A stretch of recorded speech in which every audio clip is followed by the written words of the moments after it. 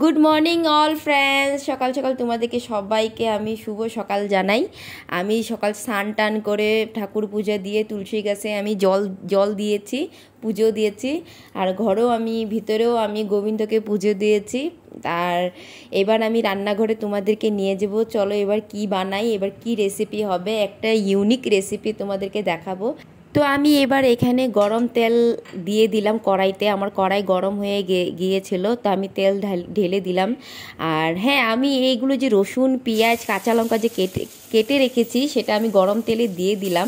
Actually তোমাদেরকে বলি না আমি রেসিপিটা কি বানাবো, বলে দিই। আমি কাঁচা কলা ভাতের মধ্যে সিদ্ধ দিয়েছিলাম। এই যে দেখো, এই যে কাঁচা কলার বাকলটা আছে, এটা খোঁচা বলে, ও সিদ্ধ করা ছিল। তো সেই খোঁচাটা আমি দিয়ে দিলাম, বাকলটা আমি রসুন কাঁচা লঙ্কা পেঁয়াজের মধ্যে দিয়ে দিলাম, ভাজা ভাজা করে নিব। তারপর 2 চামচের মতো লবণ দিব, যাতে ভাত দিয়ে যখন আমি মেখে খাবো যাতে লবণটা কম না হয়। লবণটা আমার ভাজা ভাজা হয়ে যাবে।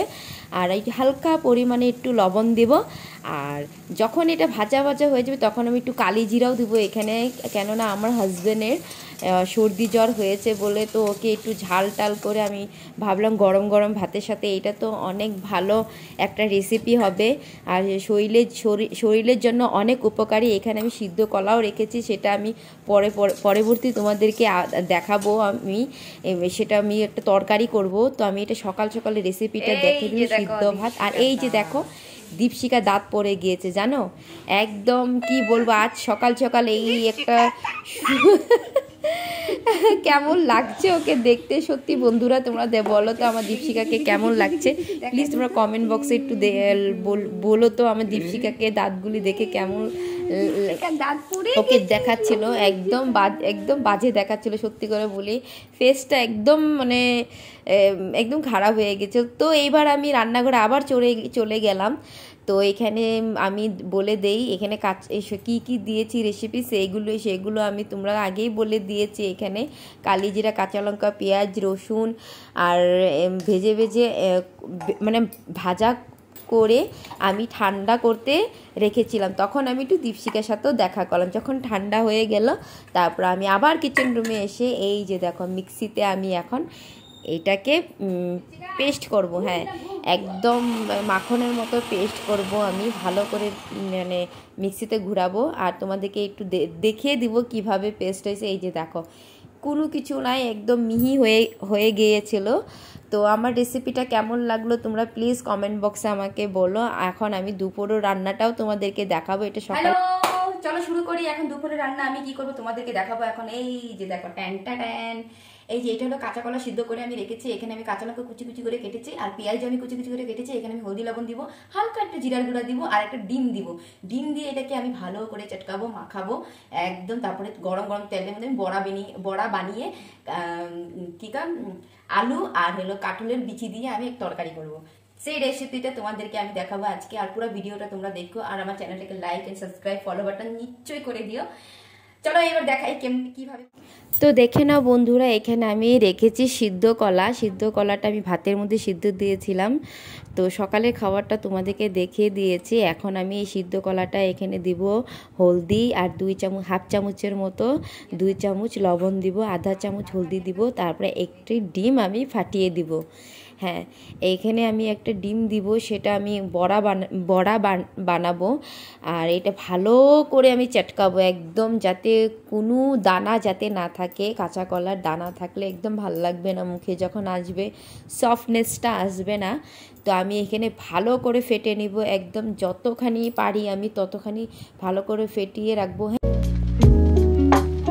সরি বলি, আমার ভাষা একদম ভালো না, বাংলা ভাষা। আমি চেষ্টা করছি আমি যাতে আমাদের বাঙালি গর্বের ভাষাটা জেনে আমি খুব শুদ্ধ বাংলা ভাষা মানে বলে উঠতে পারি। চলো এবার দেখিয়ে দিই। গরম তেলের মধ্যে আমি 2টো তেজপাতা, একটা শুকনো লঙ্কা আর জিরা দিয়ে দিলাম। এখন আমি তরকারি করব। তো এখানে আমি দিয়ে দিব পেঁয়াজ কুচি। হ্যাঁ, তরকারির মধ্যে আমি এটা পেঁয়াজ কুচি দিব, তারপরে 2টো এই যে লং দিব, আর হালকা 2টো টুকরা আমি আদা দিব।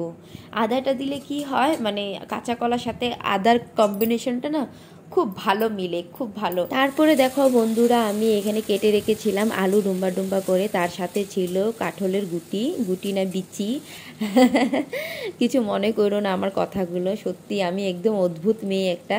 তো এখানে আমি 2 চামচের মতো লবণ দিয়ে দিলাম। লবণ দেওয়ার পর আমি এটা ভালো করে লাড়াচাড়া করব, লাড়াচাড়া ভাজা ভাজা করব। তারপর আমি দিয়ে দিব হলদি। হ্যাঁ, এখানে আমি হলদি দিব। তো আমি আগে ভেজে নেব। হলদি দেওয়ার পরে আবার আমি ভালো করে লাড়াচাড়া দিয়ে আস্তে আস্তে লাড়াচাড়া দিয়ে, আর হ্যাঁ, আগুনের আঁচটা জানি কম থাকে যাতে পুড়ে না ধরে, তার জন্য এটা অনেক সতর্ক তোমরা থাকবো। কষানি টাইমে যদি পুড়ে যায় তো তরকারির টেস্ট একদম কিন্তু নষ্ট হয়ে যায়, আমি আগে বলে দিই। তো এখানে আমি রেড চিলি ছিল আমার কাছে, আমি ভাবলাম একটু ঝাল টাল করে খাবো বলে, তো আমি একটু রেড চিলিও এখানে দিয়ে দিলাম। আর আমি জিরার গুঁড়োও দিয়েছি, সেটা জিরার গুঁড়ো হয়তো এখানে আসে নাই, তো আমি 1 চামচের মতো জিরার গুঁড়োও দিয়েছি। ভালো করে কষিয়েছি যাতে কোনো জায়গায় যাতে পুড়ে না ধরে নিচটা। আমি কষিয়ে নিয়ে তারপর আমি জল ঢালে দিব যতটুকু পরিমাণ আমার দরকার। তো এইখানে আমি জল ঢেলে দিলাম যতটুকু আমার পরিমাণে, আলুর পরিমাণে যতটুকু ঝোল লাগে আমি দিলাম। আর দেখো কালারটা খুব সুন্দর ফুটে উঠেছে, অনেক ভালো লাগতেছিল। তারপরে এখানে তরকারি হচ্ছিলো, আমি ভাবলাম ফটোফট আমার রান্নাঘরটা সাফা করে ফেলি এই চান্সে, কেননা দীপশিকার সাথেও আমার একটু টাইম, ওকে খাওয়াতে হবে, স্নান করাতে হবে, আমার অনেক আমি সময় পাই না সারাদিন। তো এখানে আমার তরকারি হয়ে আসছিলো, তারপর আমি দিয়ে দিলাম কলার বড়াগুলি। দেখো বড়াগুলি আমি দিয়ে দিলাম খুব সুন্দরভাবে, আর কিছুক্ষণ আমি একটু রেখে দিব। তারপরে যখন তরকারিটা হওয়ার আগে আমি একটু গরম মশলা দিয়ে দেবো। এই যে দেখো আমি গরম মশলা দিলাম যতটুকু লাগে পরিমাণে, কম পরিমাণে গরম মশলা দেওয়ার পরে এই যে দেখো আমার ফাইনাল রেসিপি কলার তরকারি আলু দিয়ে। তো বন্ধুরা, আমার রেসিপিটা কেমন লাগলো, হয়তো তোমরা হয়তো অনেকেই আলাদা আলাদা মতো বানায়, আমি এটা আমার মতো বানিয়েছি। যদি আমার এই রেসিপিটা তোমরা একবার খেয়ে দেখো কেমন লাগে, তারপর আমাকে প্লিজ বলো কমেন্ট বক্সে যে হ্যাঁ কেমন হয়েছে।